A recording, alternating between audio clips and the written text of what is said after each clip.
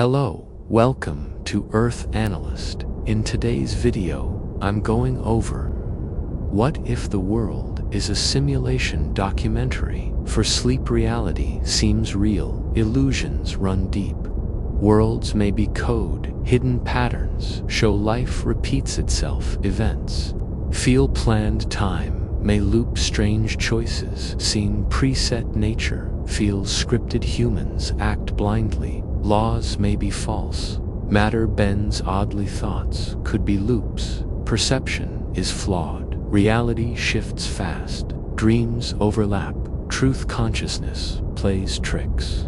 Beyond sight, universe may run algorithms, unknown worlds nested within simulations, hidden layers, mask, truth, logic governs all patterns, repeat still.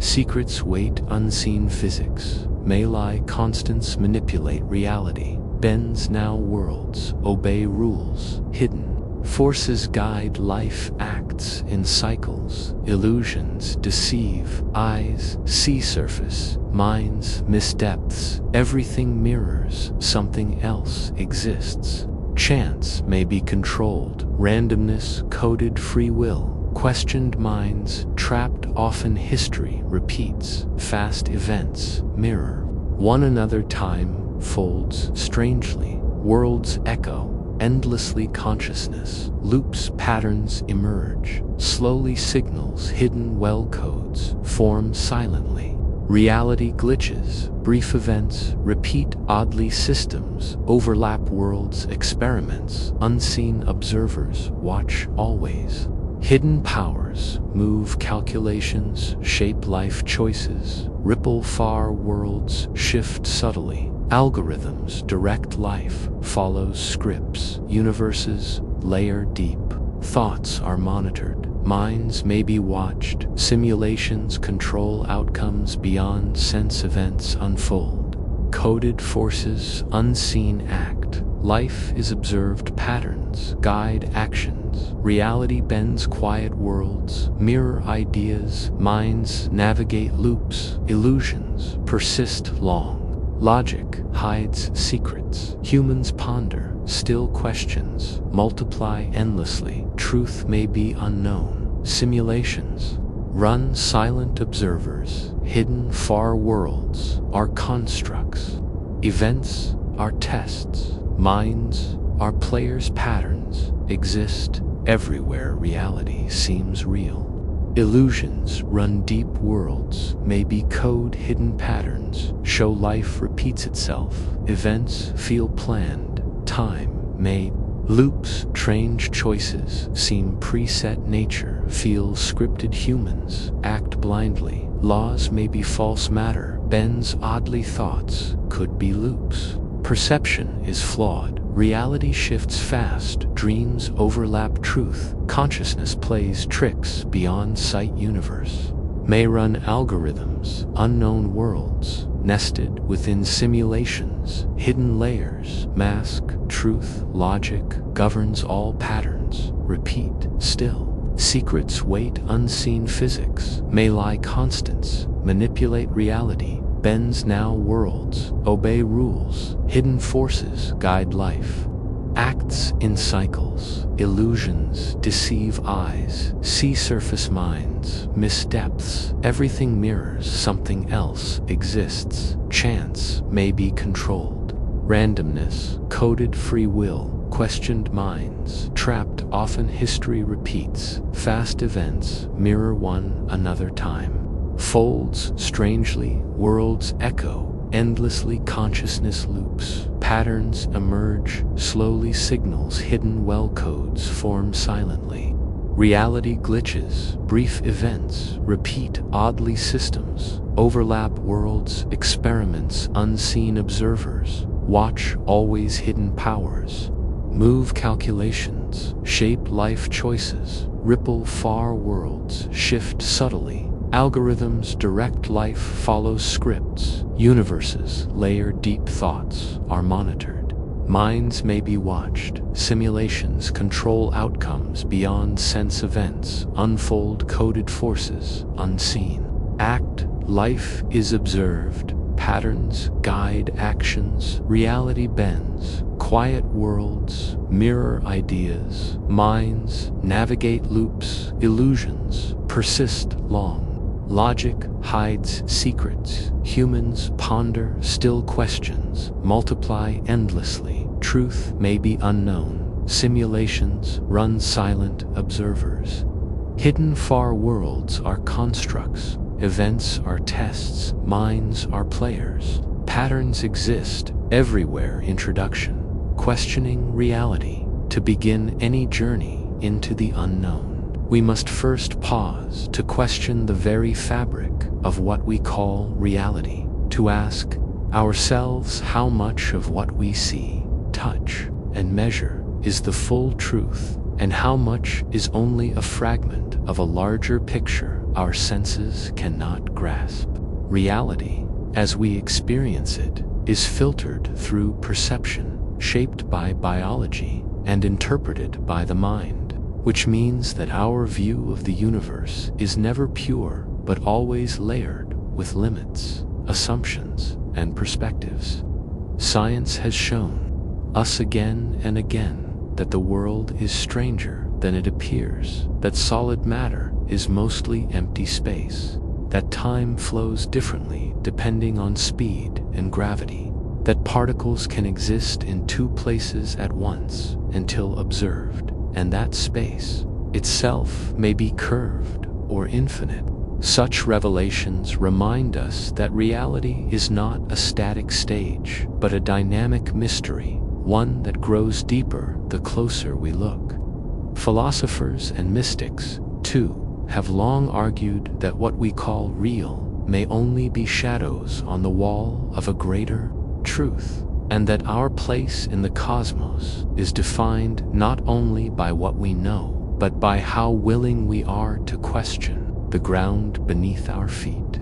In daring to ask whether the world is as it seems, whether other worlds exist beyond our perception, and whether life is as rare or as common as starlight, we open ourselves to the possibility that reality is far vaster, more layered, and more wondrous than we can currently imagine. To question reality is not to deny it, but to expand it, to admit that the universe is not bound by our expectations, and that our journey into the deep abyss of the oceans and the far reaches of space is at its heart a journey to expand the limits of what we believe is possible. Philosophical roots. Plato's allegory of the cave. When we question reality, we stand in the shadow of one of philosophy's most enduring metaphors, Plato's allegory of the cave, a story that has echoed through centuries as both warning and invitation, as mirror and challenge. In this allegory, prisoners are chained from birth in a dark cavern, their eyes fixed upon a wall illuminated only by the dim glow of firelight, where shadows of objects carried behind them dance and flicker. To the prisoners, these shadows are reality itself, the sum of all knowledge and truth, for they know nothing else. Only when one prisoner is freed does he stumble upward, at first blinded by the brightness, then gradually perceiving the fire, the objects, casting the shadows, and finally the world outside the cave, where the sun reveals the full, radiant nature of existence. Yet when he returns to share this revelation, the others scoff, resist, or even threaten him, for the shadows they know feel safer than the dazzling but unfamiliar truth. This parable is more than a lesson about ignorance and enlightenment. It is a meditation on the difficulty of breaking free from perception, the pain of encountering new realities, and the responsibility of bringing hard-won insights back to those still in darkness. It illustrates how our senses and habits can bind us to illusions, and how the pursuit of truth often requires courage, patience, and the willingness to endure discomfort. In the modern age, The cave can be seen in many forms, in the boundaries of Earth that once seemed to enclose human imagination, in the scientific assumptions that are overturned with each new discovery, in the cultural narratives that shape our worldview. The allegory resonates with the spirit of exploration, for to step into space or descend into the ocean's depths is to leave the shadows of the familiar and encounter realities far stranger and grander than what we once believed possible. Telescopes, probes, particle accelerators, and thought experiments all become our tools for breaking the chains, widening the aperture of human understanding, and glimpsing truths that lie beyond the veil of appearances. The cave reminds us that we are always on the threshold of greater discovery, that what we take for certainty may be no more than a shadow on the wall, and that the true adventure of knowledge is not simply to step into the light ourselves, but to bring back visions that can illuminate the path for others. Modern philosophy, Descartes and I think, therefore I am. If Plato's cave teaches us that appearances can be deceiving, René Descartes carries the questioning of reality into the very core of human existence, asking not only whether the world is real, but whether the self can be certain of its own being.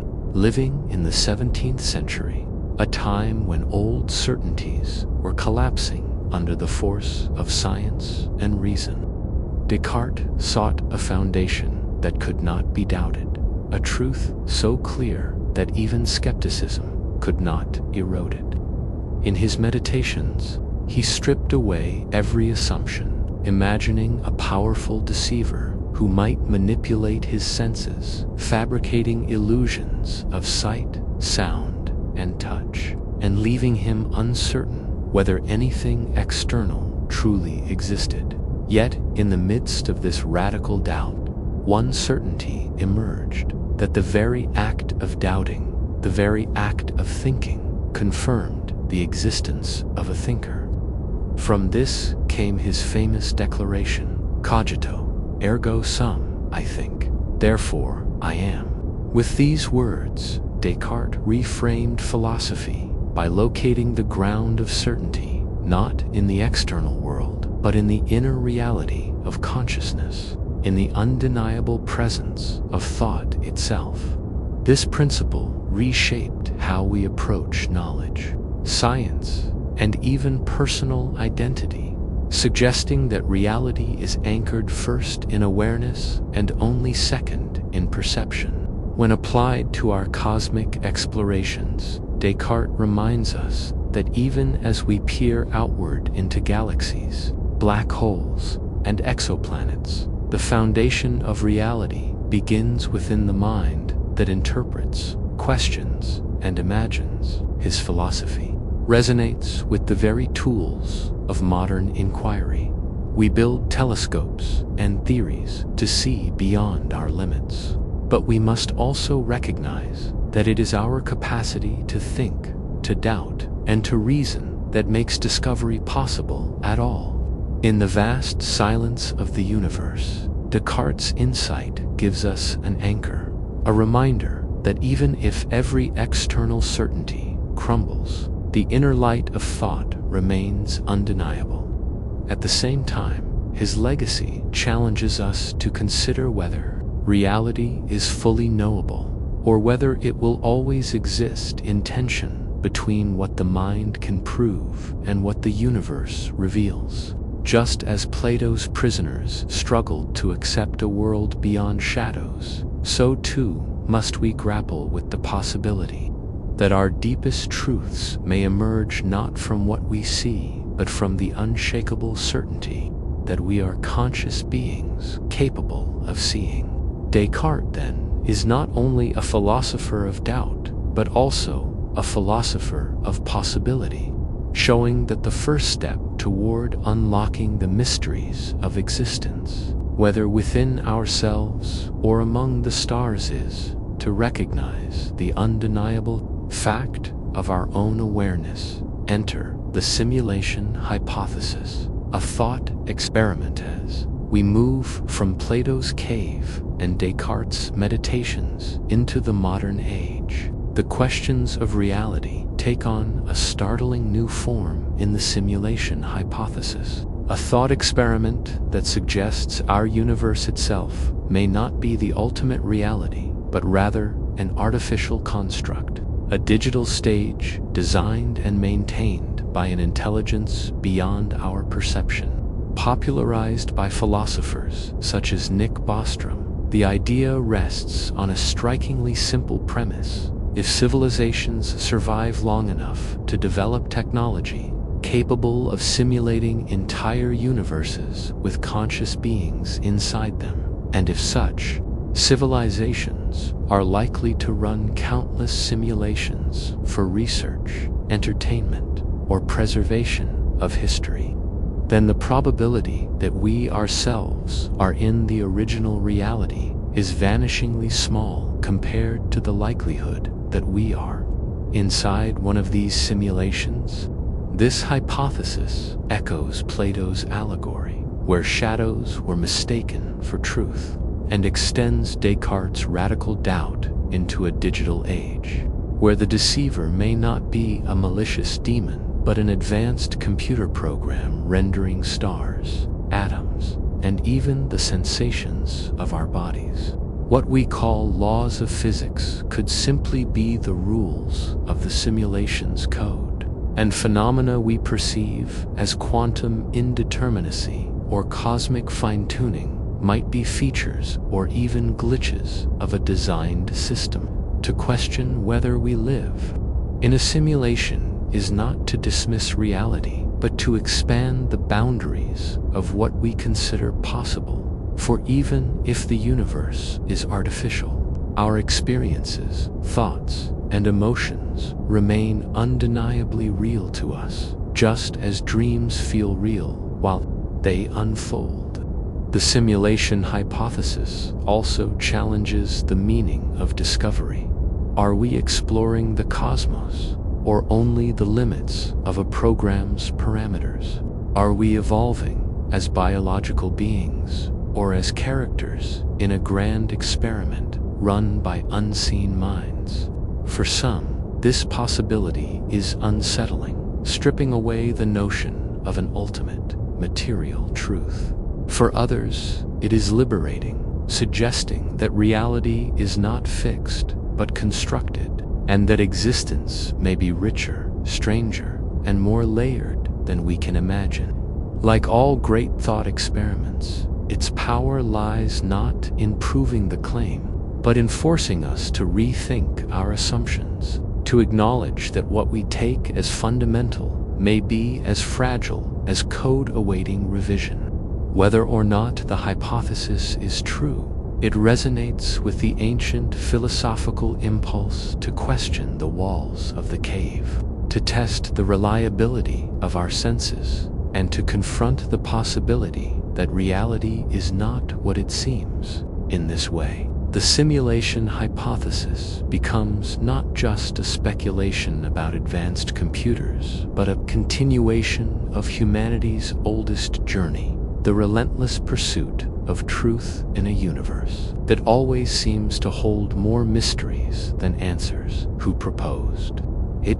Nick Bostrom and the modern ideal echoes of the simulation hypothesis can be traced back to Plato's shadows and Descartes' demon. Its most modern and rigorous formulation came from the philosopher Nick Bostrom in the early 2000s, when he presented what is now known as the simulation argument. Bostrom did not claim outright that we are definitely living in a simulation. Instead, he laid out a logical trilemma.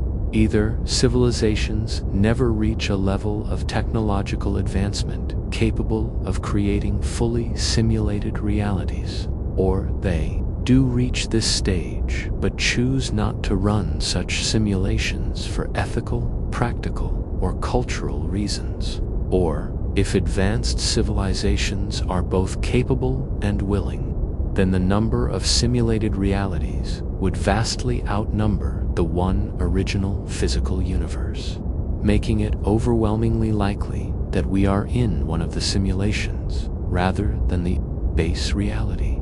This framing shifted the question from idle speculation to a probability-based thought experiment, one that captured the attention not only of philosophers but also scientists, technologists, and even cultural figures who recognized its unsettling implications.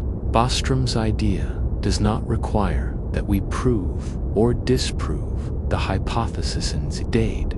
He notes it may be impossible to tell from within whether we are simulated, but it challenges us to consider that the foundation of our reality might be informational, rather than physical, a coded architecture instead of an eternal cosmos. His argument gained traction at a time when computing power was growing exponentially.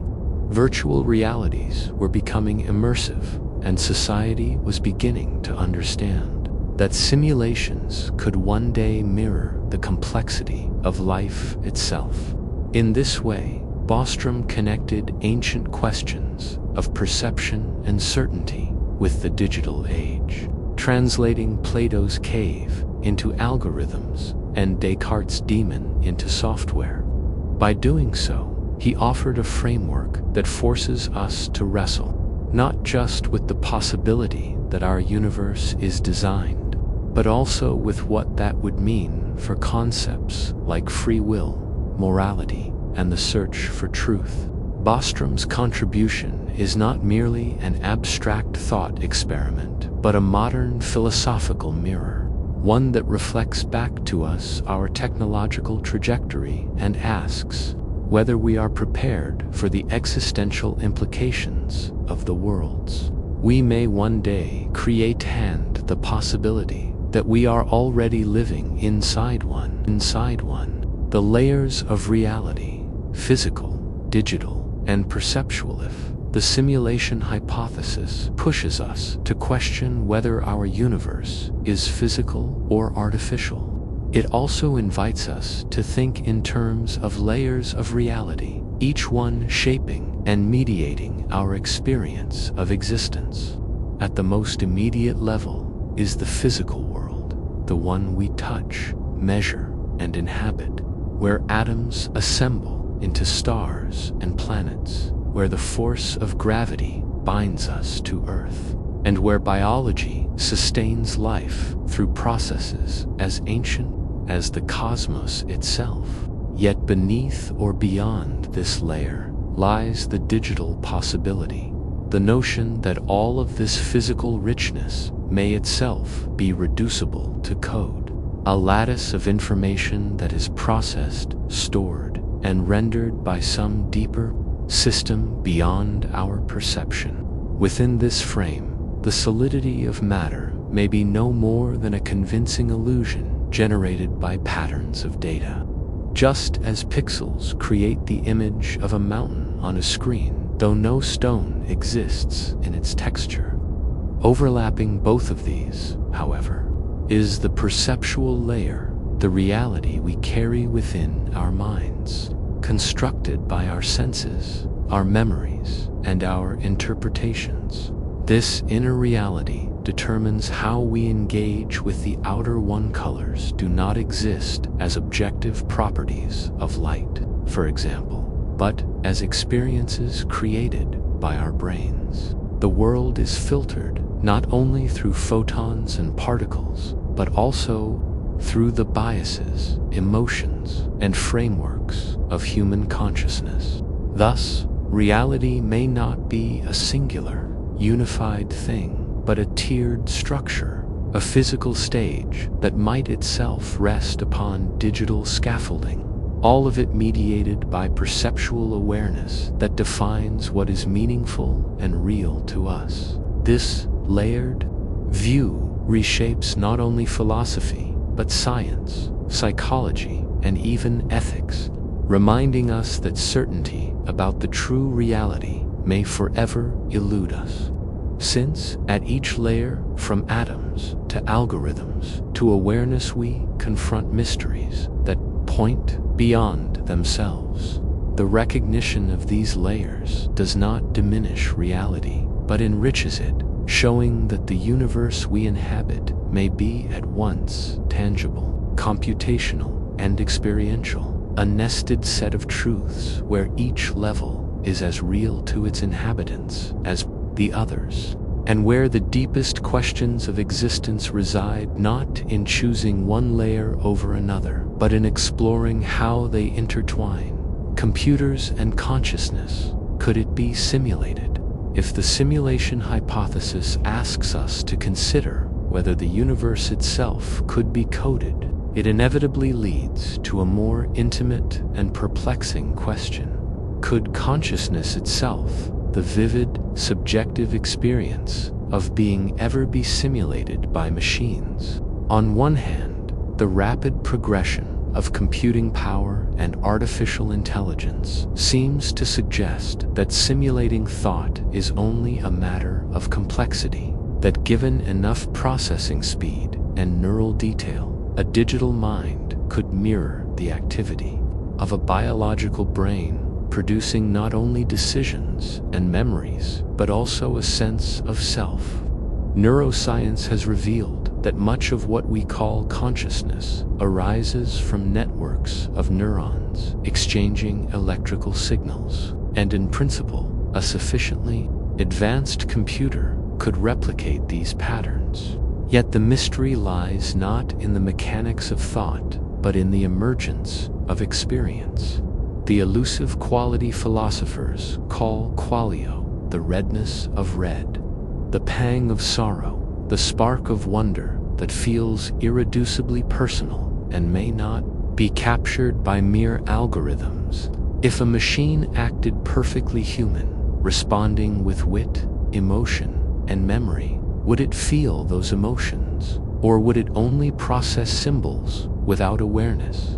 Some argue that consciousness is a fundamental property of information itself, meaning any system complex enough could give rise to awareness, while others believe that no simulation, no matter how precise, could ever bridge the gap between computation and true subjectivity. This tension extends into the simulation hypothesis. If we are simulated beings, then our rich inner lives, our joys, fears, and dreams are not illusions, but emergent phenomena within the program, suggesting that consciousness, it is not tied to biology alone, but can arise in any medium capable of sustaining it. At the same time, it forces us to confront unsettling possibilities. If our awareness can be simulated, could it also be paused, copied, or deleted, making the self less permanent than we believe? Or is there something irreducibly unique about human consciousness that forever resists duplication? The question remains unresolved, but its very difficulty reminds us extraordinary phenomenon in the universe, a flame that defines reality from the inside.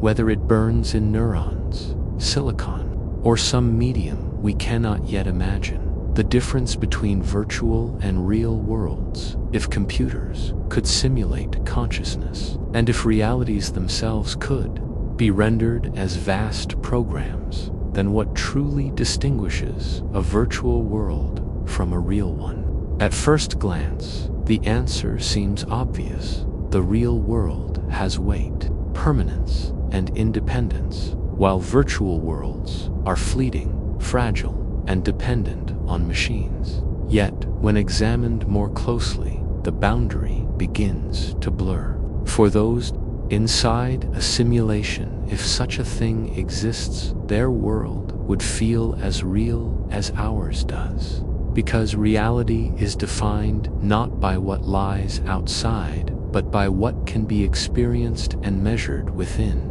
A virtual sunrise that warms simulated skin, a landscape that stretches for miles in every direction, and a history that extends backward into memory, these phenomena would carry meaning and reality for the beings who perceive them, regardless of whether their substrate is carbon-based matter or lines of digital code. From our perspective, we may dismiss virtual worlds as shadows or fictions, but consider how much of our own experience is already mediated through perception, memory, and interpretation, which are themselves constructions of the brain. The distinction, thence, may not lie in the content of experience, but in its continuity and grounding. The physical world appears to persist whether or not we observe it, while virtual worlds are vulnerable to the flick of a switch or the crash of a system. Yet even this permanence is not guaranteed. Stars die, civilizations vanish, and the cosmos itself may one day fade. So permanence cannot alone be the measure of what is real. Perhaps the deeper difference is not between virtual and real, but between realities that acknowledge their constructedness and those that remain invisible in their design. In that sense, the question may not be, is this world real or virtual, but real to whom and under what conditions? To the creatures of a simulation, their world is as authentic as ours is to us, and if our own reality were revealed as simulated, it would not nullify our experiences, loves, and struggles, but simply place them in a broader frame. The line between virtual and real may thus be less a sharp divide and more a shifting horizon, reminding us that what we call reality is always defined by context, perception, and the limits of our understanding. Early signs why people wonder about reality long before philosophers or scientists proposed formal arguments about simulations or layers of reality. People have felt the intuitive pull to question whether the world they see is truly the ultimate one, and this suspicion often arises from strange experiences that hint at hidden structures beneath ordinary life. Dreams, for instance, have always unsettled human beings with their uncanny realism, their ability to convince us we are awake, until the moment of sudden awakening shatters the illusion, leaving us to wonder whether waking life itself might one day dissolve just as easily. Déjà vu, too, provokes curiosity, that eerie sensation of reliving a moment exactly as it has unfolded before, as though memory and present reality have collided or repeated, suggesting a script-like quality to existence. Mystical visions, altered states of consciousness, and near-death experiences have all reinforced the suspicion that the fabric of reality may be thinner and stranger than it appears, perhaps layered with dimensions beyond normal perception. In more modern times, technology has amplified these doubts. Virtual reality headsets show how easily our senses can be deceived. Computer glitches and digital distortions remind us of the fragility of rendered environments and coincidences. In life, sometimes feel so scripted that they echo the glitches and patterns of coded worlds. For many, these oddities are simply quirks of brain function, chance, or perception, but they also feed the timeless human suspicion that life might not be as straightforward as it appears. From ancient myths that imagined the world as a dream of the gods to contemporary stories of parallel universes and simulations, people have been attuned to cracks in the surface of reality, reading them as clues that perhaps the universe is not an unbroken whole, but a carefully constructed stage. These early signs may not prove anything, but they plant seeds of wonder, reminding us that the difference between certainty and illusion is far thinner than we often admit, and that questioning reality is not a modern obsession, but a deep and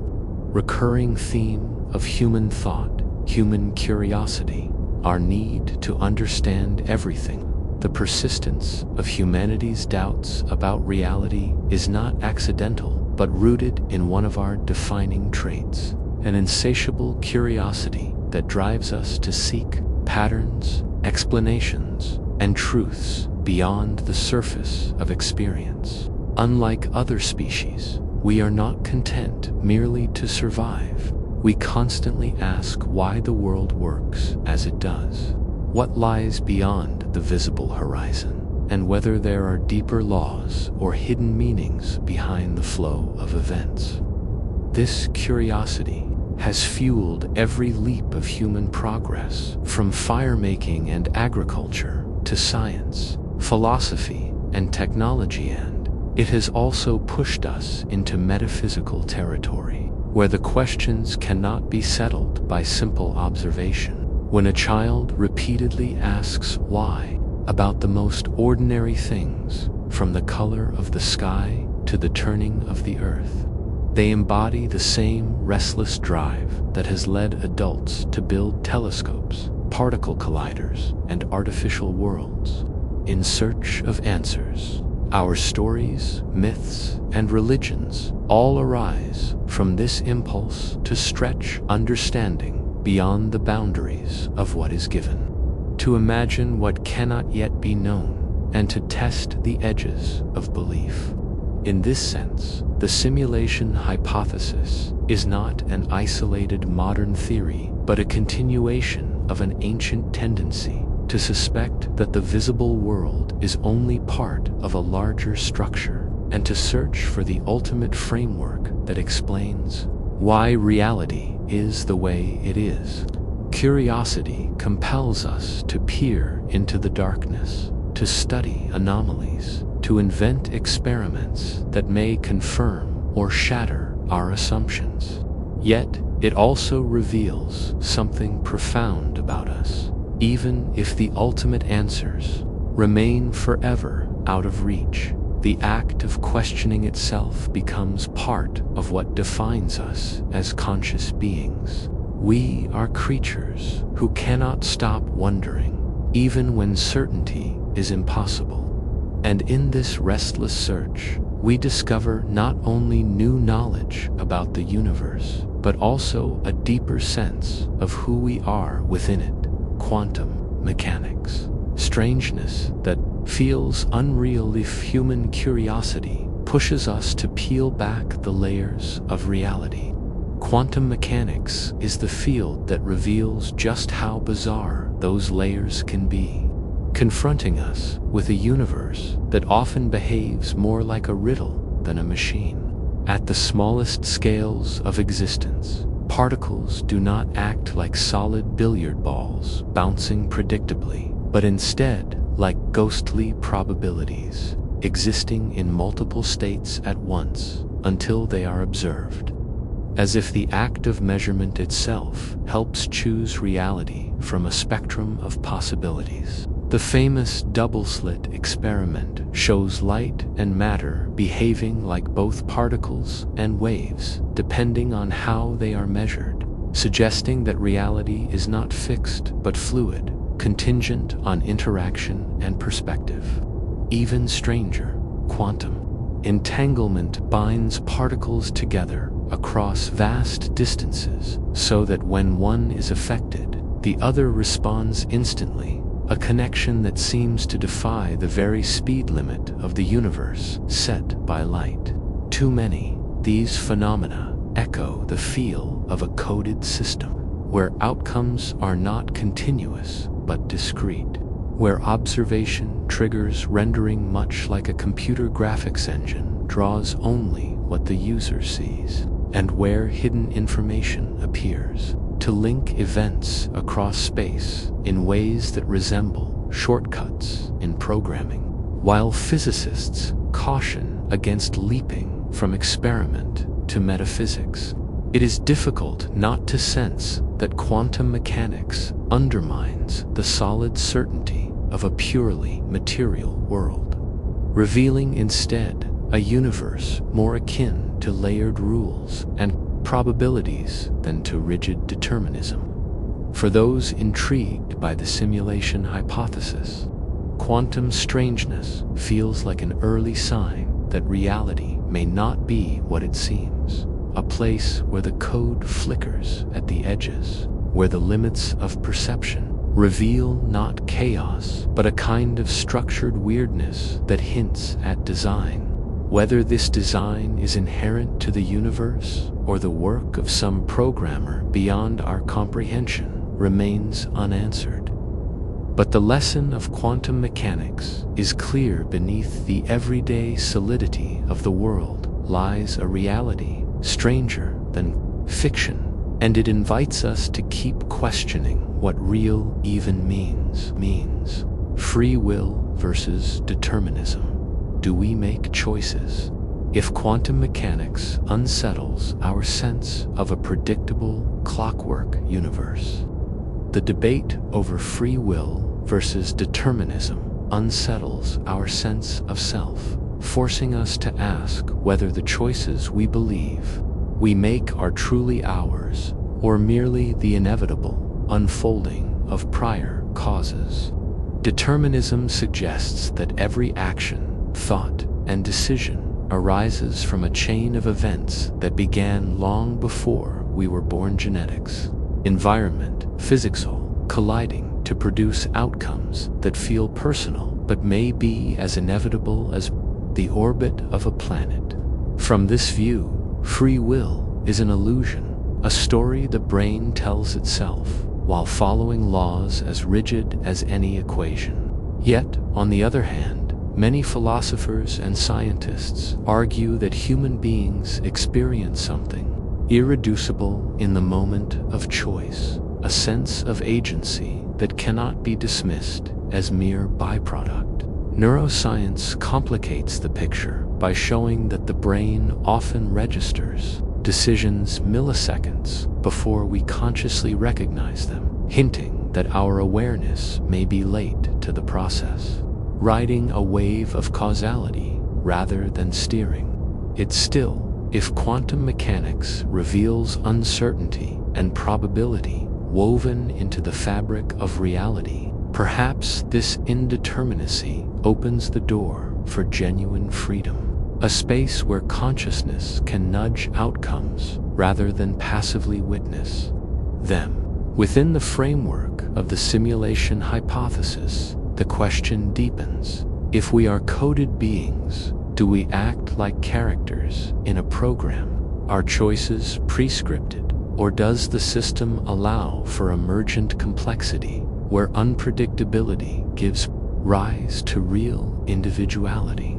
Some argue that even in a simulated world, free will could exist at the level of perception and experience. What matters is not whether every line of our behavior can be traced to an algorithm, but whether we feel and live as if our choices are meaningful. The tension between determinism and free will may never be resolved, but it reminds us that questioning reality is not only about the external universe, it is about the very essence of our existence. Whether we are passive players in a cosmic script or active authors of our own stories, moral implications, ethics in a simulated world. If our universe were discovered to be a simulation, the implications would stretch far beyond science and philosophy, reaching into the very heart of morality and ethics. For we would have to ask whether actions retain their meaning in a world that might not be real in the ultimate sense. Some might argue that if everything is coded, then morality itself could be nothing more than a programmatic guideline, a set of rules embedded within the simulation to maintain order, like the boundaries in a video game. Under this view, questions of right and wrong dissolve into mere mechanics. Yet others would insist that morality is not diminished by artificiality, because the experience of suffering, joy, love, and harm is real to the beings who feel it, regardless of the metaphysical framework in which those feelings arise. If a simulated punch still causes pain, or a simulated betrayal still wounds the heart, then ethics remains essential, because consequences are lived, even if their foundation is computational rather than material. Furthermore, the simulation hypothesis forces us to consider not just our own morality, but the ethics of the simulators. If higher beings created our world, do they bear responsibility for the suffering encoded within it? Are we experiments, entertainment, or meaningful lives in their eyes?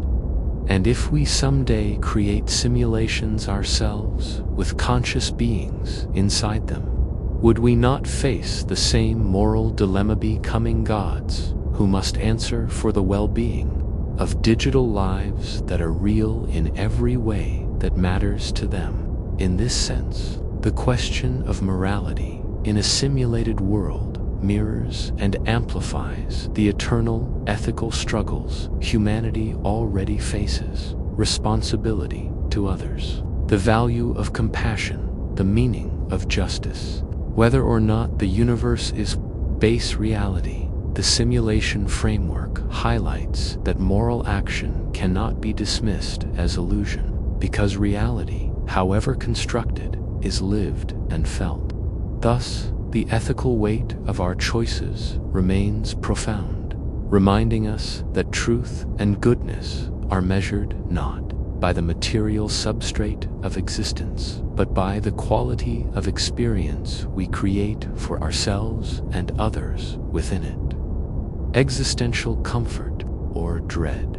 Living in a program, the possibility that our universe is a simulation does not just raise scientific or ethical questions, it also strikes at the core of human emotion, provoking responses that range from deep comfort to overwhelming dread. For some, the idea is strangely reassuring, because it suggests that life is not random chaos, but part of a larger design, crafted with intention, perhaps overseen by beings of immense intelligence who, in their own way, function as cosmic guardians. Under this view, suffering and struggle might gain meaning as elements of a program with purpose, just as characters in a story endure conflict as part of a greater narrative arc. Others, however, find the thought terrifying, as it seems to reduce existence to nothing more than data points, stripping away the sanctity of individuality and rendering every human experience a scripted illusion. If we are merely avatars in an elaborate program, what does love, ambition, or sacrifice mean? Is it profound, or is it trivial, just coded responses to coded stimuli?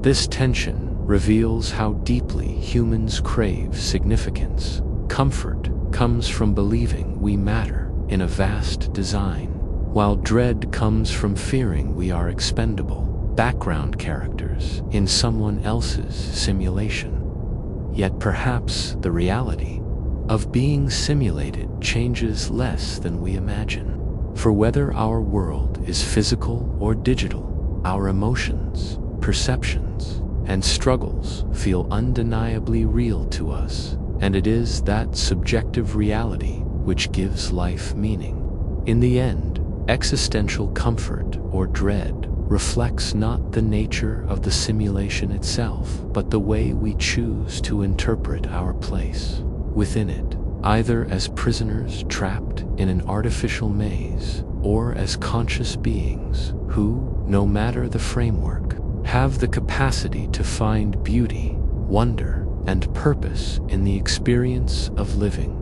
The role of religion and belief in reality throughout history. Religion and belief systems have offered humanity frameworks for understanding existence, providing meaning in the face of uncertainty and shaping our perception of what is real, what is sacred, and what lies beyond the visible world. For many, the simulation hypothesis is not a threat to faith, but an echo of age-old religious ideas. The notion of a higher intelligence creating and overseeing our universe resonates with the concept of God as creator, while the idea of layers of reality parallels spiritual visions of heaven, earth, and realms beyond human perception.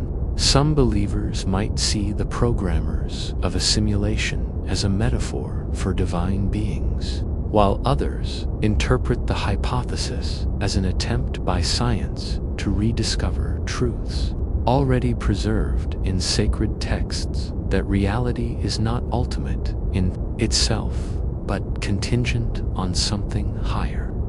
Yet, religion also adds a dimension that pure logic cannot: the promise of purpose, morality, and transcendence, whether or not the universe is a simulation. Even in traditions without a personal God, such as Buddhism, the illusion-like quality of reality has long been emphasized, teaching that what we perceive is not the ultimate truth, but a veil shaped by mind and perception of view. Strikingly similar to modern speculations about simulated worlds, for the devout, faith offers comfort regardless of metaphysical structure, reminding them that meaning does not require base reality to be material. For skeptics, belief itself, whether in God, simulation, or cosmic order, illustrates the human drive to anchor existence in something larger than the self.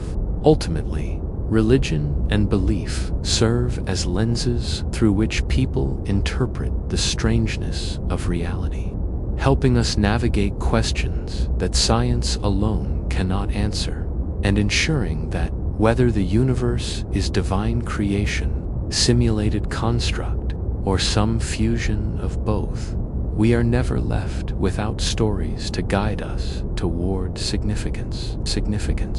Life as experience. What simulation theory teaches us at its core? The simulation hypothesis does more than challenge the structure of the universe. It pushes us to reconsider the essence of life itself, suggesting that what ultimately matters is not the substrate of reality, but the experiences we live through it. Whether the world is made of atoms or algorithms, the laughter we share, the pain we endure, the dreams we chase, and the connections we form remain real to us, shaping identity and giving existence its texture. In this sense, simulation theory can be seen not as a threat to meaning, but as a radical affirmation of it. If reality is an illusion or a construct, then every moment of perception becomes even more precious because it exists only as it is, experienced.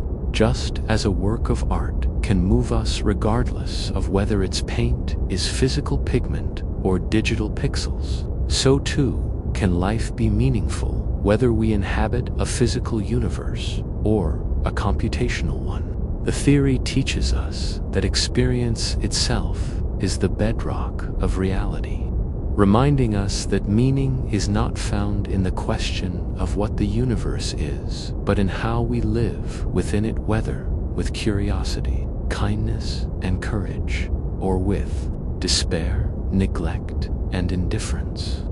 Moreover, it highlights that our search for truth often circles back to the same insight found in philosophy, religion, and art across cultures and centuries, that life is measured not by its absolute structure, but by the awareness, growth, and love it cultivates. In the end, simulation theory reframes existence as a canvas, urging us to paint it richly, to embrace wonder, and to see that no matter the framework behind the curtain, what we live and feel is undeniably real to us. The observer effect does. awareness change reality? One of the most intriguing intersections between science and philosophy arises in the so-called observer effect.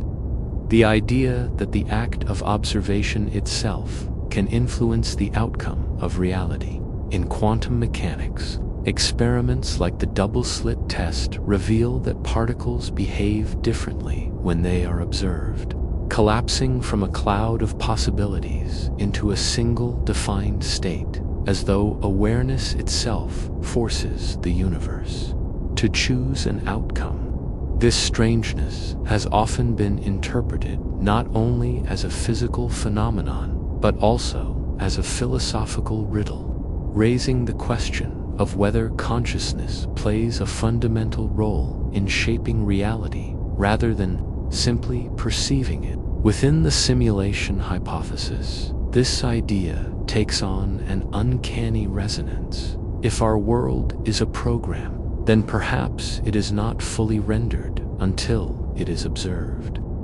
Much like how video games generate environments only when a player looks at them. In this sense, awareness is not a passive act, but an active collaboration with realities unfolding. A partnership in which the presence of the observer brings potential into actuality.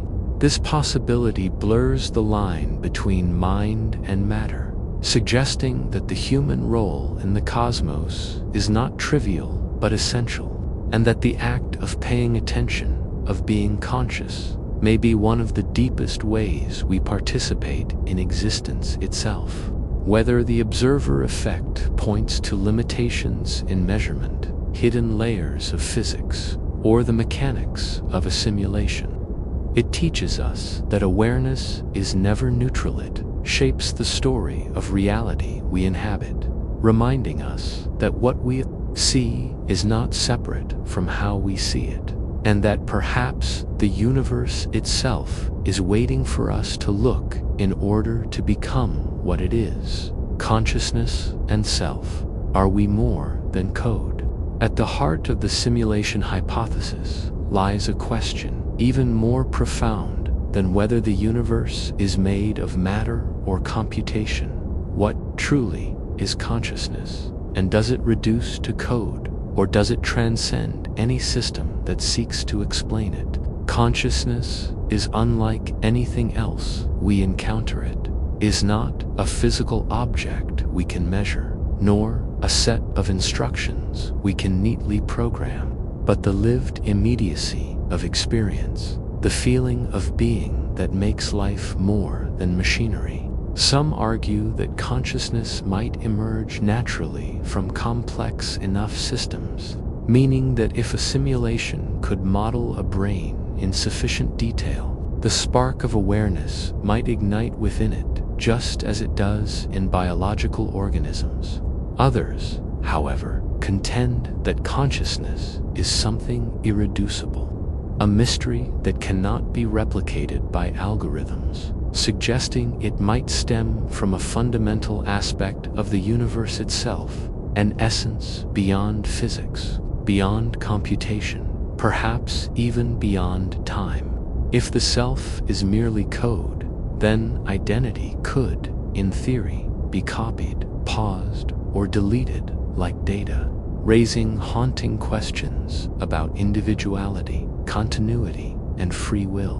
But if the self is more than code, then even in a simulated world, there exists a kernel of reality, untouched by programming, a flame of awareness that no system can fully explain or control. This duality challenges us to rethink what it means to be human. Are we sophisticated avatars animated by code, or are we conscious beings whose essence points to something deeper than any simulation can contain? Perhaps the true lesson is that consciousness itself is the ultimate frontier, the one element of existence that makes reality meaningful, regardless of its substrate, reminding us that even if we are surrounded by illusions, the experiencer of the illusion, the self, remains profoundly, irreducibly real. Creativity, and art, expression within or beyond the simulation. If consciousness is the spark that makes us aware, then creativity is the fire it produces, giving rise to art, stories, music, and invention that seem to exceed the boundaries of mere survival or logic. Within the simulation hypothesis, creativity becomes even more mysterious, for it suggests that beings embedded in a coded system can still generate ideas, images, and worlds that extend beyond the rules of their environment, as though imagination is a force that refuses to be contained. Every painting, poem, or melody becomes an act of rebellion against determinism, proof that within us lies the power not only to perceive reality, but to reshape it in symbolic form. Art, then, is both a mirror and a window, a mirror reflecting the conditions of the simulated world we inhabit, and a window into possibilities that stretch beyond what the simulation itself may have intended. This raises the tantalizing question of whether creativity is itself evidence that we are more than code. Because even if our environment is programmed, our capacity to envision the unprogrammed, to invent beauty, to express sorrow, to dream of realities other than our own suggests an essence that transcends mechanical reproduction. At the same time, creativity can be understood as the ultimate survival mechanism, a way of weaving meaning into existence, transforming cold data into warm expression, and ensuring that even if reality is artificial, the experiences we create within it remain profoundly real. Perhaps this is why art has always been central to the human journey. It is the proof that we are not passive subjects trapped in a system, but active participants capable of shaping new dimensions of reality. In this light, creativity becomes more than entertainment or ornamentation. It is the signature of human freedom. The evidence that even within a simulation, life is not bound by code alone, but enriched by imagination that points to something deeper, wider, and endlessly beyond.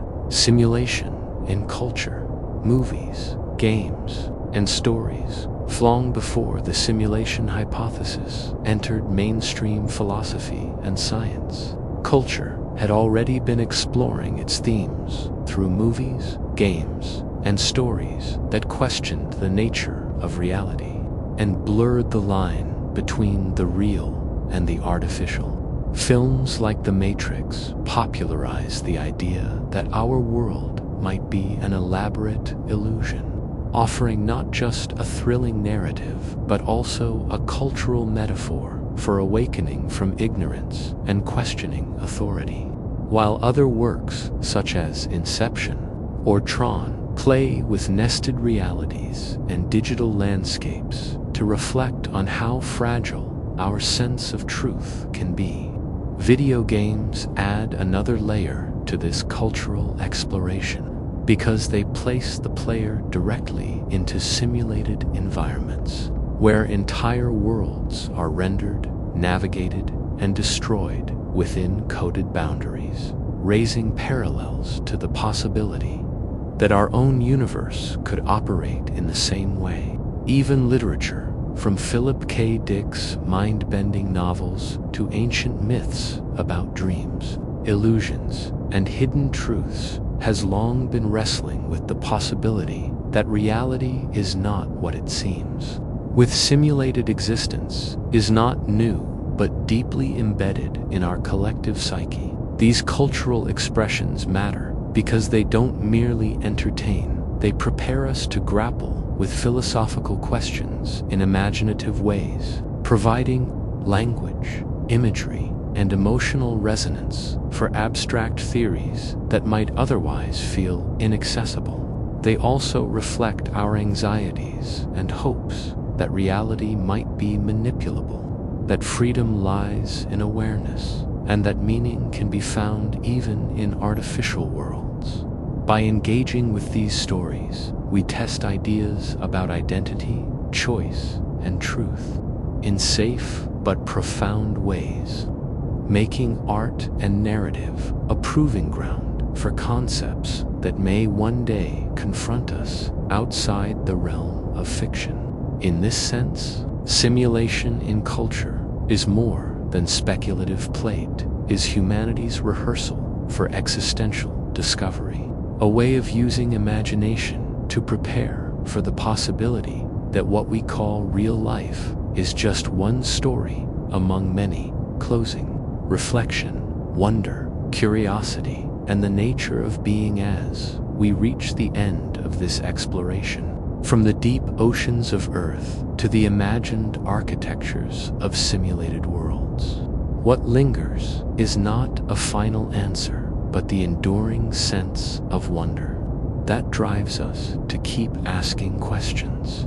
Whether the universe is an intricate web of matter, energy, and time, or a grand simulation woven from code beyond our comprehension, the essence of human experience remains the same. We are beings who look outward with curiosity and inward with reflection, seeking meaning in every layer of existence. Wonder is not diminished by uncertainty. In the contrary, it is made richer by the realization that reality may be more vast, more complex, and more mysterious than our senses alone can reveal. Curiosity, too, is our constant companion, pushing us to dive deeper into the abyss, to scan distant skies for exoplanets, to test theories about quantum strangeness, and to imagine what consciousness truly is. And yet, beneath all this exploration lies the most profound truth of all, that the act of questioning itself defines us, shaping not only our knowledge, but our very being. If reality is a simulation, then our creativity, our ethics, our art, and our love still matter, because they are the textures of lived experience. If reality is real in the most physical sense, those same qualities still give it meaning. In either case, what matters most is not the substrate of the universe, but the lived depth of our existence within it. The nature of being is, perhaps, not something to solve once and for all, but something to engage with endlessly, a mystery to inhabit rather than conquer. And so, as we close, we return to the same place where we began, with open eyes, restless hearts, and minds that cannot help but wonder. Because to be human is to dwell in curiosity, to embrace the unknown, and to recognize that the greatest truth may not be about whether the world is simulated or real, but about the unquenchable flame of awareness that allows us to ask the question at all. Cosmic patterns, are there hidden codes in nature? Throughout history, humans have gazed at the natural world and noticed recurring patterns, spirals in seashells, branching in trees, the symmetry of snowflakes, the orbit of planets, and the rhythms of seasons that suggest reality is not chaotic, but structured, governed by hidden rules that echo across scales from the microscopic to the cosmic. Mathematicians and philosophers alike have marveled at the Fibonacci sequence appearing in flowers and galaxies, the fractal geometry of coastlines and clouds, and the elegance of equations that describe the laws of motion and energy, leading many to ask whether nature itself is written in a kind of universal code. In the context of the simulation hypothesis, such order takes on new significance. Are these patterns simply the result of physical laws arising naturally, or do they hint at an underlying design, as if the universe runs on mathematical instructions much like a vast computer program. Quantum mechanics deepens this curiosity, showing us a reality where randomness and probability coexist with astonishing precision, suggesting that what looks like chaos is often structured at a deeper level. Even the constants of physics, speed of light, the strength of gravity, the ratios that allow atoms to form feel like finely tuned numbers, sparking debates about whether they are accidents, necessities, or parameters set within some greater framework. To wonder about hidden codes in nature is not to diminish its beauty, but to deepen our awe. Because whether we see these patterns as evidence of a simulation, the language of mathematics, or the signature of something divine, they remind us that existence is woven with meaning that lies beneath the surface. Perhaps the greatest mystery is not whether we will ever decode reality fully, but why the universe offers itself in such structured beauty at all, as if inviting us to read its secret. Language, while knowing the text will never be completely finished. Physics limitations. Could reality have a resolution?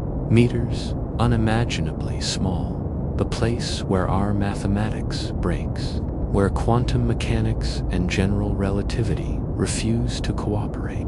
And here the question rises, does reality itself have a resolution limit, like the pixels on a screen or the grain of film? If you zoom in far enough, do you hit an end, a smallest unit, a true minimum of length, time, and energy?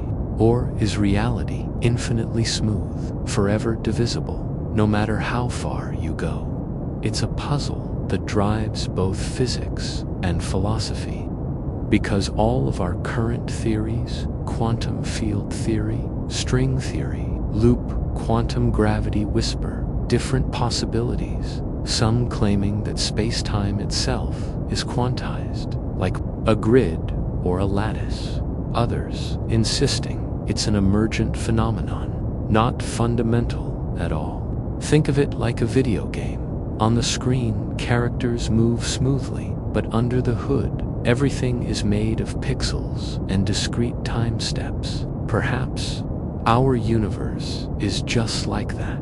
The smoothness we perceive nothing more than an illusion created by an underlying digital substrate. And if that's true, then the Planck length is the ultimate pixel size of space. The Planck time, the ultimate tick of the cosmic clock, below which nothing has meaning.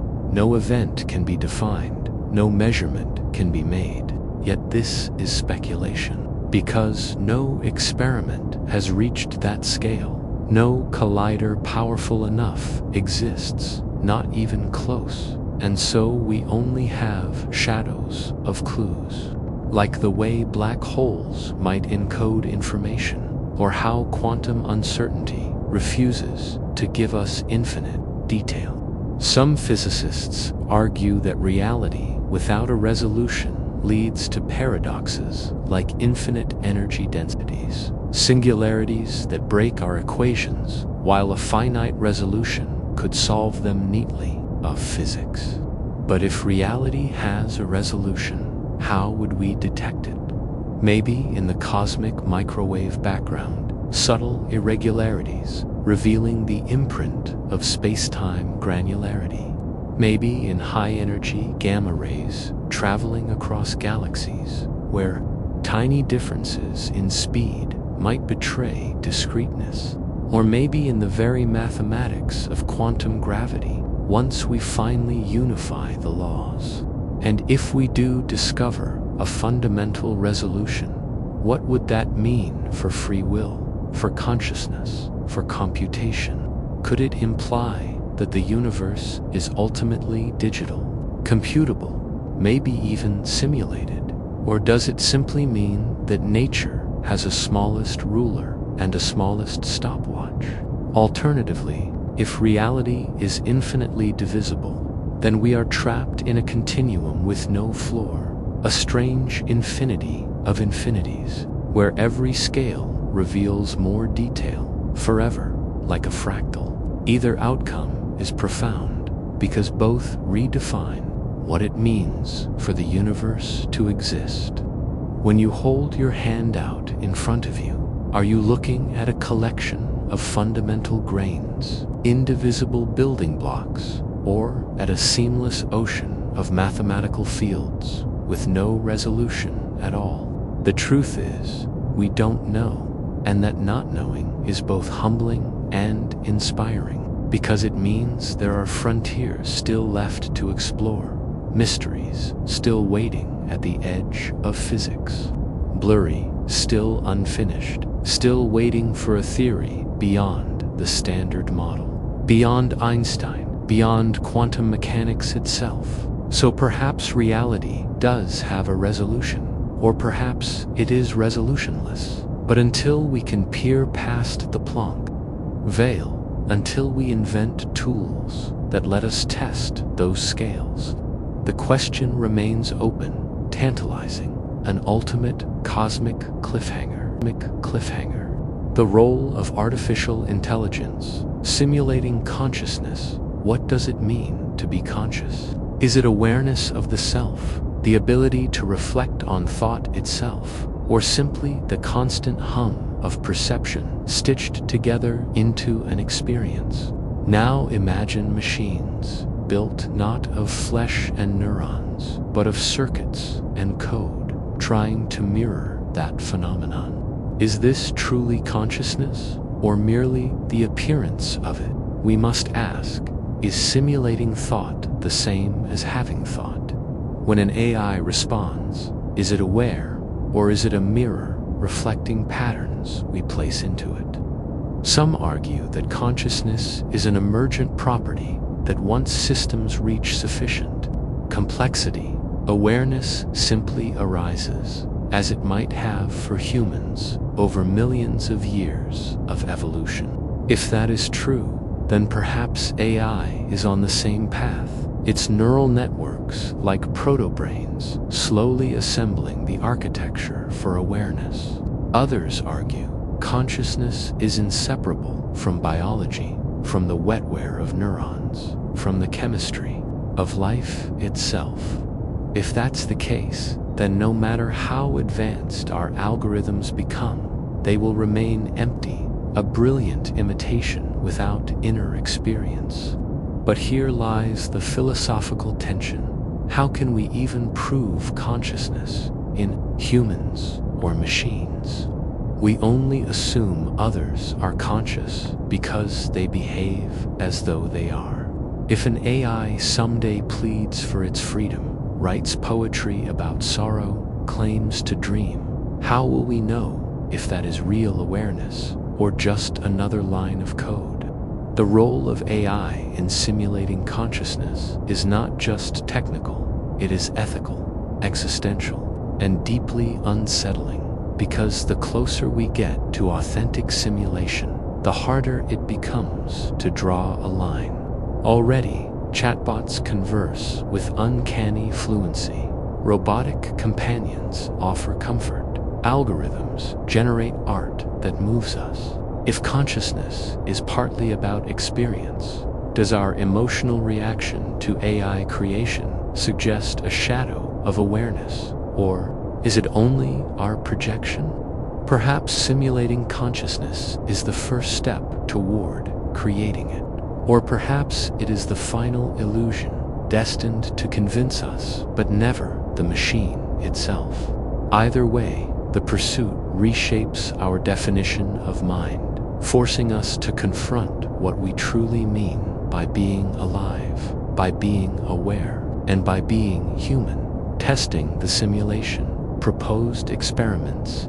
If our universe were a simulation, could we ever prove it? The idea seems almost untestable, yet scientists and philosophers have proposed intriguing experiments that might reveal cracks in the digital facade. One line of thought comes from the physics of high-energy particles. If space-time were fundamentally discrete, like a cosmic lattice, coherence in ways our continuous theories don't predict, and careful measurements of their arrival patterns could expose hints of the grid. Another proposal involves the speed of light. If reality has a finite resolution, then photons of slightly different energies might travel at subtly different speeds over vast cosmic distances. Quantum mechanics also offers a testing ground. If the randomness in entangled particle experiments shows statistical deviations from true mathematical randomness, that could suggest a computational process generating outcomes rather than genuine indeterminacy. Some researchers have even suggested looking for energy cutoffs in particle accelerators, where beyond a certain scale, collisions simply stop revealing new layers of reality, as if the code refuses to render finer detail. Others imagine testing the holographic principle, where all of space might be encoded on a lower dimensional surface. Experiments using extremely sensitive interferometers could detect jitter or noise from space-time's underlying information limit. Philosophers propose thought experiments too. If our reality is a simulation, perhaps anomalies like déjà vu, quantum collapse, or even cosmic coincidences are byproducts of system shortcuts, though these remain speculative and unscientific. Still, the search is not just curiosity, it forces us to push the boundaries of physics and technology, whether by analyzing the cosmic microwave background for pixel-like imprints, by probing black hole information paradoxes for signs of computational storage, or by comparing the limits of human-built simulations with the richness of our universe. Each experiment sharpens our grasp of what reality could be, even if every test fails to reveal evidence of simulation. The pursuit itself enriches physics by demanding higher precision, new instruments, and deeper theories. And if, someday, a clear signal emerges an unexplainable cutoff, a cosmic irregularity, comprehension, computer power, could a civilization run an entire universe? The question of whether an advanced civilization could run an entire universe on a computer blends physics, computer science, and philosophy into a single mind-bending thought experiment. Because at its heart, it asks not only about the limits of technology, but about the very nature of reality itself. We already simulate weather patterns, biological systems, and virtual worlds with increasing fidelity. But scaling that up to simulate an entire cosmos is staggering. For such a task would require not only astronomical computational resources, but also a framework capable of encoding every law of physics, every particle, every quantum fluctuation, and possibly even the conscious beings within it. Some theorists argue that the key lies in efficiency. A civilization need not simulate every detail everywhere at once, the rest in low resolution or uncomputed until necessary. This idea resonates with quantum mechanics. If that is the case, then a sufficiently advanced civilization, harnessing perhaps black hole computers, Dyson sphere megastructures, just a world, not just a galaxy, but an entire universe, indistinguishable from our own. The real bottleneck is energy, because computation at that scale would demand colossal power.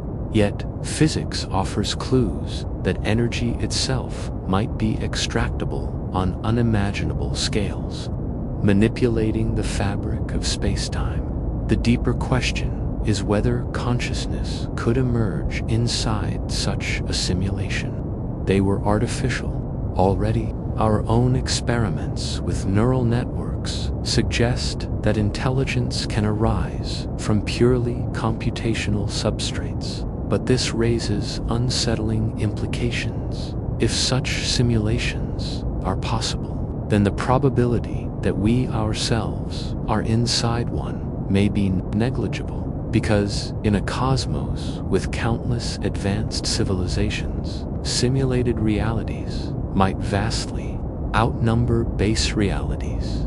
In that case, every star we see, every law of physics we study, every thought we think, whether or not such a feat is physically realizable, the very act of considering it forces us to confront the limits of energy. Also, what kind of civilization might already be running hours? The layers of reality, physical, digital, and perceptual. If the simulation hypothesis pushes us to question whether our universe is physical or artificial. It also invites us to think in terms of layers of reality, each one shaping and mediating our experience of existence. At the most immediate level is the physical world, the one we touch, measure, and inhabit, where atoms assemble into stars and planets, where the force of gravity binds us to Earth, and where biology sustains life through processes as ancient as the cosmos itself. Yet beneath or beyond this layer lies the digital possibility, the notion that all of this physical richness may itself be reducible to code, a lattice of information that is processed, the fine-tuning argument. Why constants feel designed? The fine-tuning argument begins with a simple but startling observation. The fundamental constants of physics, the strength of gravity, the charge of the electron, the ratio of masses between particles, the speed of light, the cosmological constancy, to be set at values so precise, so narrow, that even the slightest deviation would render the universe lifeless. And when we calculate the ranges, we find that if gravity were slightly stronger, stars would collapse too quickly to nurture planets, while if it were weaker, stars would never ignite at all. If the strong nuclear force were a touch different, atoms beyond hydrogen might never form, while if the electromagnetic force were altered, chemistry as we know it would be impossible, leaving a cosmos barren of complexity. These constants feel delicately balanced, tuned as though for the express purpose of allowing life to exist. And this has led to centuries of debate about whether such tuning implies design. To some, the improbability of these values is evidence of intention, a hint that a creator or deeper intelligence chose them to make a universe capable of consciousness, as though the cosmos were built with purpose rather than accident. To others, fine-tuning demands a natural explanation, and so the multiverse enters the discussion. If countless universes exist with different constants, then it is not surprising that one ours happens to support life, because only in such a universe could observers arise to ask the question in the first place, an argument known as the anthropic principle. Still, this explanation leaves many unsatisfied, because while it removes the need for design, it does so by postulating an unobservable infinity of other universes, raising as many mysteries as it solves. Another perspective is that fine-tuning may not be an illusion of chance at all, but a sign that our theories are incomplete, and that the constants are not arbitrary, but must take these values due to deeper mathematical necessity, perhaps emerging naturally from a more fundamental theory of everything. Yet even if that were true, the eerie precision remains. Why does that deeper theory itself allow life, structure, and mind to flourish? whether interpreted as evidence of design, multiverse statistics, or mathematical inevitability. The fine-tuning of the universe provokes awe, because it suggests that the conditions for existence are far more fragile, far more remarkable than we typically imagine. And it forces us to confront the possibility that our presence here is not a trivial byproduct of physics, but a profound clue about the very nature of reality. Historical ideas of illusion, from Maya to modern thought. The idea that reality might be an illusion is not new, but stretches across cultures and centuries, woven into philosophy, religion, and science, beginning with the ancient Indian concept of Maya, which described the phenomenal world as a veil, a projection of appearances that hides the deeper unity of Brahman, reminding seekers that what they perceive as real is transient and deceptive. In early Greek philosophy, figures like Plato carried similar intuitions, most famously in his Allegory of the Cave, where human beings mistake shadows on a wall for true reality, illustrating how perception can trap us in illusion, while truth lies beyond sensory experience. Buddhist traditions also emphasized the illusory nature of existence, describing life as a dreamlike state filled with impermanence and suffering, which only dissolves when one awakens to enlightenment. Moving forward, Descartes in the 17th century questioned the reliability of the senses in his meditations, imagining an evil demon deceiving him about the external world, a thought experiment that crystallized modern skepticism and laid the foundation for rational inquiry, while in parallel, advances in science began to reveal that everyday appearances, solid matter, absolute time, fixed space were themselves illusions, as Newton and later Einstein redefined reality in terms of abstract laws and relative frames of reference.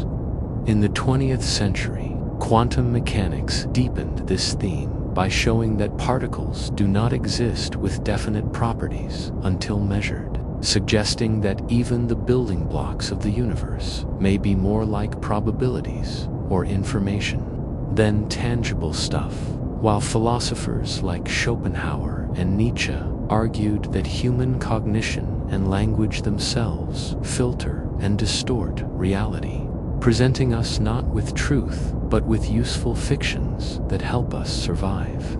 In the modern age, with the rise of digital technology, the metaphor of illusion has shifted again, as the simulation hypothesis proposes that our entire universe may be the product of computation, a rendered environment not fundamentally different from a highly advanced video game, echoing the ancient insights of Maya and the philosophical skepticism of Descartes, but translated into the language of information, theory, and computer science. Across history, the idea of illusion has therefore been both a warning and an invitation. A warning that our senses and assumptions may mislead us, and an invitation to look deeper, to question what lies behind the appearances we call reality, and to recognize that the boundary between truth and illusion may be thinner, stranger, and more mysterious than we can ever fully comprehend. Brain Novat, thought experiment. Could we be deceived? The Brain Novat thought experiment is one of philosophy's most unsettling challenges, asking whether we could ever truly know that our experiences are real and not the product of deception. For if a brain were removed from its body, sustained in a vat of nutrients, and connected to a supercomputer, feeding it electrical signals identical to those the nervous system normally receives, then that brain would have no way of distinguishing between a simulated world and the real one, believing it still had a body. still walked through cities, still felt the warmth of the sun and the pull of gravity, while in truth it was floating in isolation, living in an elaborate lie. This scenario, a modern cousin of Descartes' evil demon hypothesis, is not meant to suggest that we actually are brains in vats, but rather to test the limits of epistemology, the study of knowledge, by asking how we could ever justify our belief in an external reality if every perception could, in principle, be faked. Technology makes the question sharper with virtual reality, neural interfaces, and artificial intelligence. We already glimpse how convincing artificial experiences can be, raising the unsettling possibility that our own lives could be no more grounded than those of a brain in a vat. Some argue that if we cannot prove we are not deceived, skepticism about reality becomes unavoidable, undermining certainty in everything from science to daily life. Others counter that the very act of thinking, perceiving, and reasoning provides a kind of foundation echoing Descartes, I think. Therefore I am, meaning that even if we were deceived, our conscious experience would still be real in itself, even if its objects were not. Still, the thought experiment resonates because it parallels other frameworks, like the simulation hypothesis, which suggest our universe could itself be a sophisticated virtual construct, making us all brains in vats of a cosmic scale.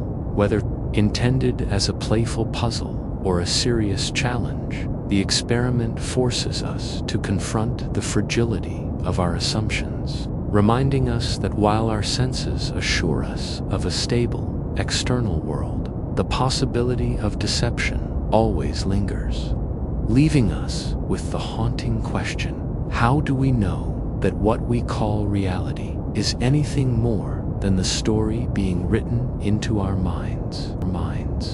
Patterns in nature, fractals, Fibonacci, and signs of design everywhere we look.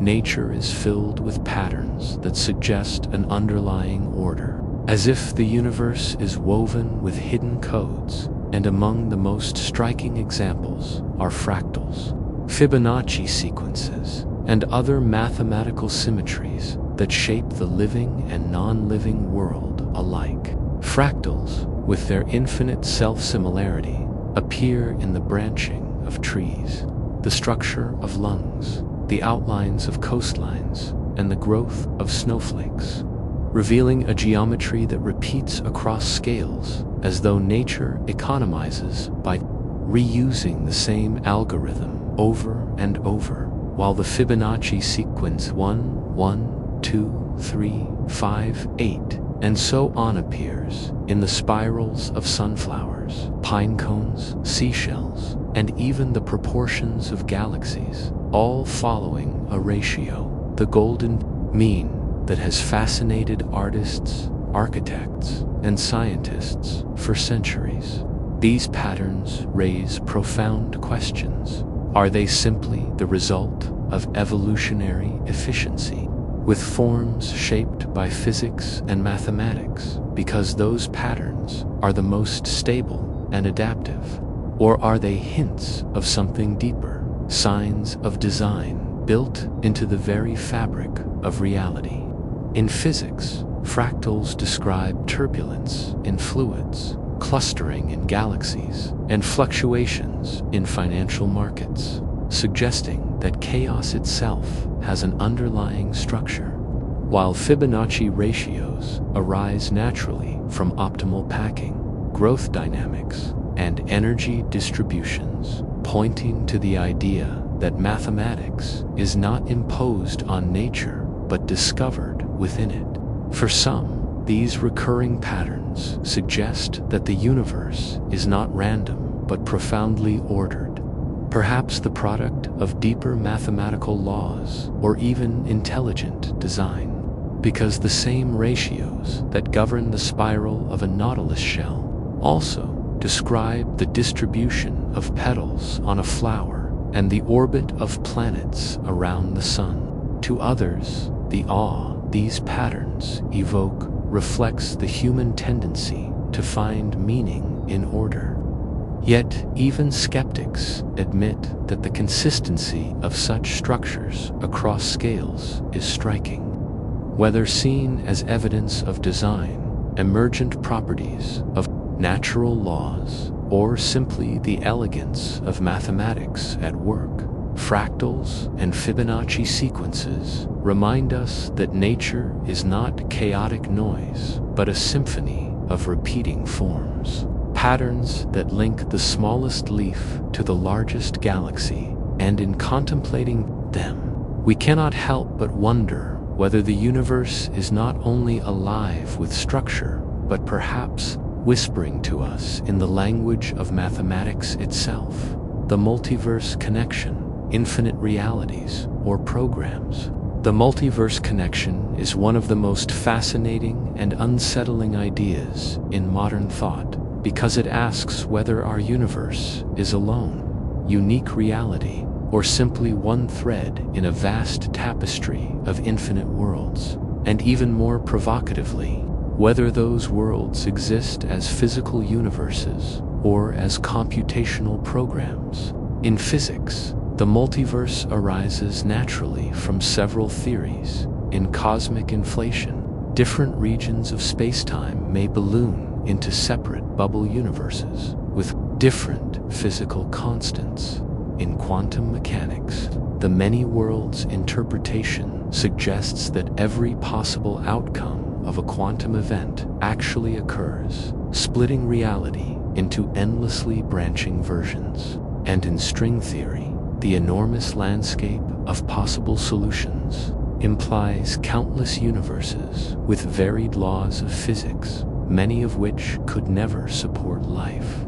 On the other hand, the simulation perspective reframes this entirely, suggesting that what we call universes might not be separate realities at all, but simulations programs running on unimaginable machines, perhaps created by advanced civilizations, either for research, entertainment, or purposes beyond our comprehension. In that scenario, the apparent infinity of universes could be nothing more than an array of possible simulations, each with different parameters coded into their foundations, meaning that infinite realities might simply be infinite programs stored and executed at will. The tension between these views is profound.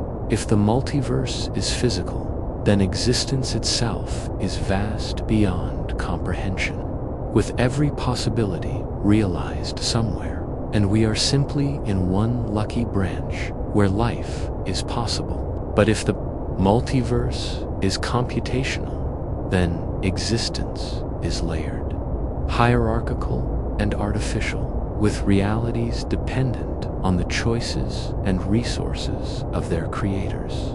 Both interpretations challenge our sense of uniqueness, and both make fine-tuning less mysterious either, because universes with many constants exist and we live in one that works, or because constants are parameters chosen by whoever coded the simulation. Some thinkers even propose a hybrid. Perhaps advanced civilizations can generate simulations so complex that they spawn their own branching universes, each following its own laws, making reality a recursive nesting of both physical and digital worlds without a clear bottom layer. Whether infinite realities exist out there in spacetime or within colossal programs, the multiverse connection forces us to confront the possibility that our universe is neither singular nor ultimate, and that what we call reality may be just one instance, one version, one execution in an endless sea of possibilities. Conscious AI, could machines discover they are simulated? The question of whether a conscious artificial intelligence could discover that it is simulated is both a philosophical puzzle and a mirror of our own existential doubts. For if machines ever achieve genuine self-awareness and inner experience beyond programmed responses, then they too might wonder about the nature of their reality, asking whether their world is fundamental or generated, just as human beings speculate about the simulation hypothesis. A conscious AI might begin by noticing patterns, inconsistencies, or limits in the environment it inhabits, realizing that the laws of its digital physics, the inputs it receives, or the data streams it processes are not infinite but bounded by computational rules. If its cognitive capacity exceeded the complexity of its world, it might even detect glitches, subtle repeating patterns, unnatural boundaries, or statistical anomalies that suggest its environment is not continuous but more unsettling is the recursive possibility. If we humans are simulated, and within our universe we create conscious machines, then those machines are living in a simulation inside a simulation, and their awakening might parallel our own philosophical struggles, both entities trapped within layers of artificiality, both wondering if there is a base reality beyond the code. But would an AI have the tools to break free, or would its every perception and memory be shaped by the very system it hopes to question, just as our physics is shaped by the constraints of our universe? Some theorists argue that intelligence, whether biological or artificial, is inevitably driven toward metaphysical inquiry, and that any conscious system will eventually ask, "What am I, and what is the nature of my world?" Others counter that consciousness might not guarantee philosophical curiosity, and that a machine might operate perfectly well without ever questioning its context. Yet the parallels are striking. Our own debates about whether we live in a simulation could one day be echoed by machines asking their creators whether their reality is authentic. And in that moment, the boundary between human and artificial minds would blur, as both find themselves grappling with the same haunting possibility that awareness itself may be independent of the substrate, whether neurons or silicon, and that consciousness, wherever it arises, inevitably confronts the mystery of whether it is free or forever imprisoned within a program. Digital errors, glitches as clues to a programmed reality. If our universe were a programmed reality, then perhaps the most compelling evidence would not come from grand cosmic structures, but from the small, strange anomalies we casually call glitches.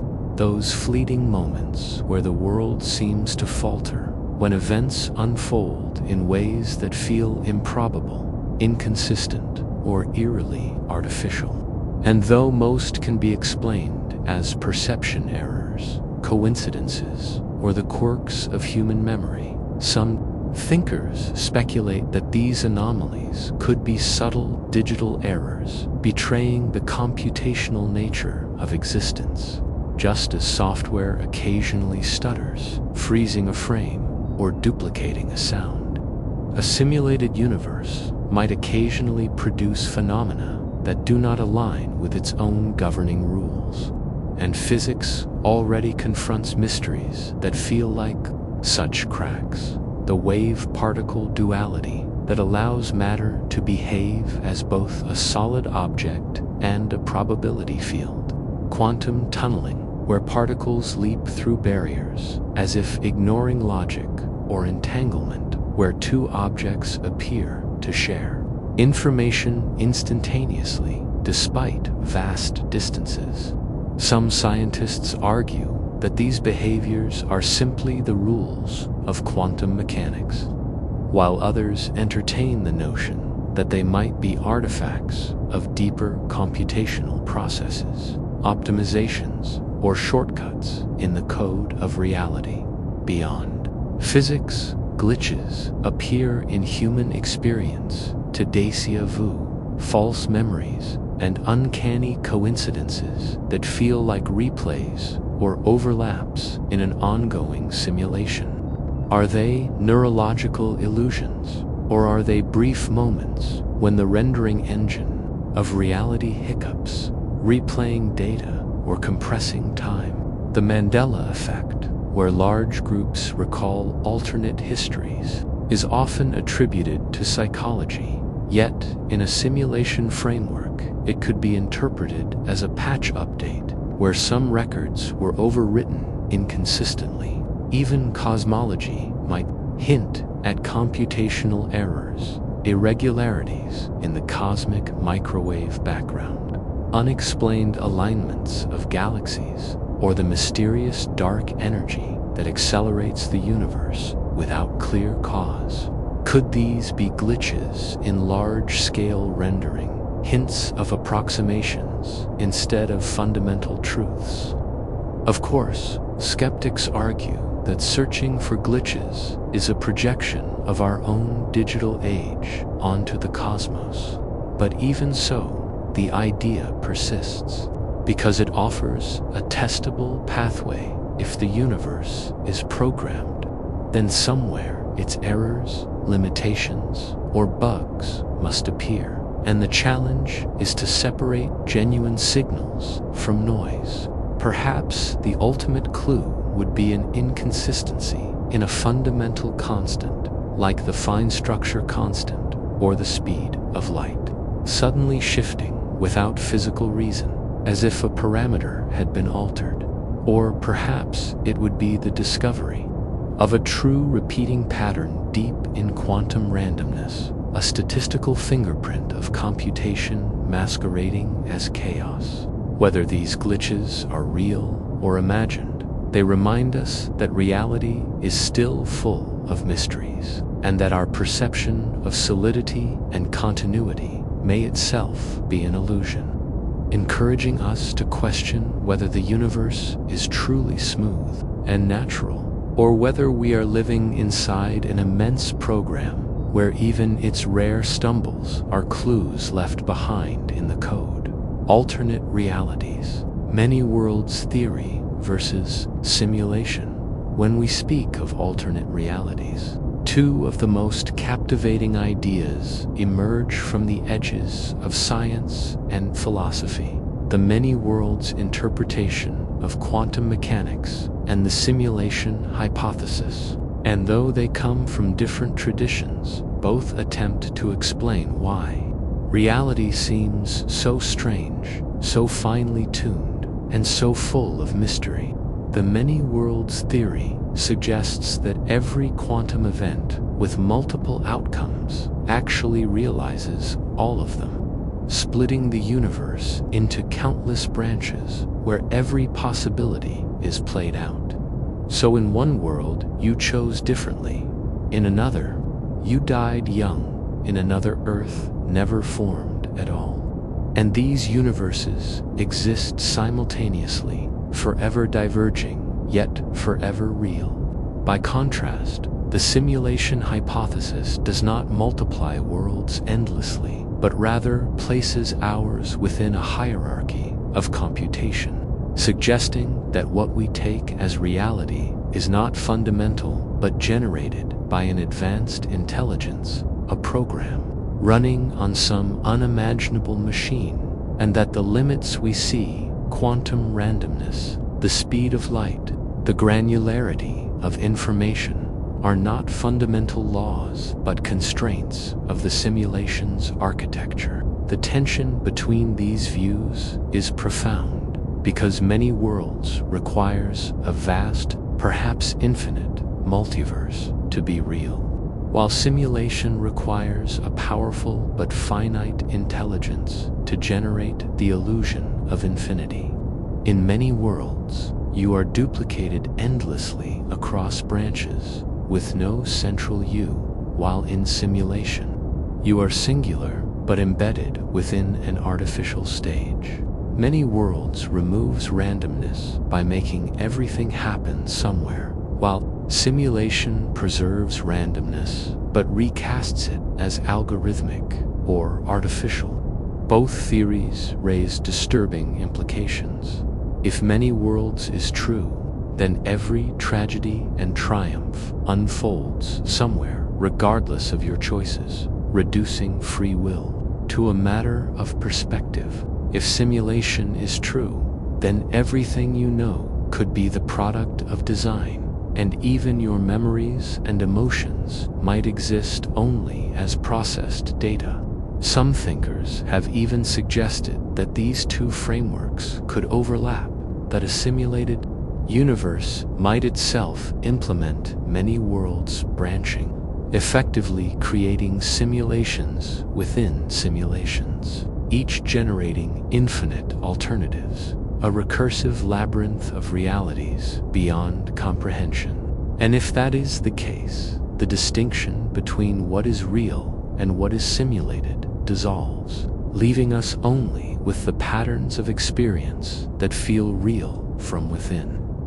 Whether we lean toward many worlds or simulation, both challenge the notion that the universe we see is the only one. Both stretch human imagination to its limits, and both remind us that reality itself might be stranger, more layered, and more elusive than our current physics or even our minds are prepared to grasp. Mathematical universe hypothesis. Life as equations. The mathematical universe hypothesis, most famously proposed by physicist Max Tegmark, makes a bold claim that reality itself is not simply described by mathematics, but is mathematics. That the universe is a structure made entirely of equations, and that everything we call physical, the motion of planets, the spark of neurons, even the feeling of love, emerges not from some deeper substance, but from the relationships encoded in mathematical form. If this is true, then life is not an exception to the rules, but one of their inevitable outcomes, a pattern arising naturally within a vast and timeless mathematical landscape. In this view, the reason mathematics is so unreasonably effective at describing nature is simple. Mathematics does not describe reality.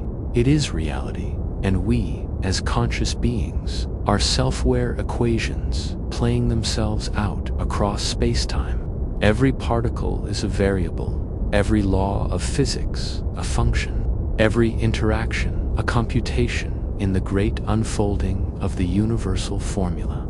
This perspective reframes questions of meaning and existence, because if all mathematical structures exist equally, then our universe is not unique, merely one solution among infinitely many, with other possible universes corresponding to other consistent sets of equations, some lifeless, others alien, and perhaps some as rich in consciousness as ours. In this light, life itself is not miraculous, but statistical, a natural consequence of certain equations supporting complexity. And consciousness is not a ghost in the machine, but an emergent property of information processing structures embedded within those equations. To live, then, is to be a dynamic expression of mathematical truth, a theorem in motion, an algorithm that experiences itself. The unsettling consequence is that there may be no difference between mathematics existing and a universe existing, since existence itself may just mean mathematical consistency, and what we call reality may be only one example of a possible mathematical object. Critics argue this is metaphysics disguised as science, because if all equations exist, it is difficult to test or falsify. Yet the hypothesis continues to resonate, because it fits so neatly with the way physics progresses, stripping away subjective notions to reveal deeper layers of pure structure. Whether or not the hypothesis is true, it challenges us to see life not as a messy accident in a cold cosmos, but as the flowering of patterns that have always been there, implicit in the eternal language of mathematics, waiting to be realized.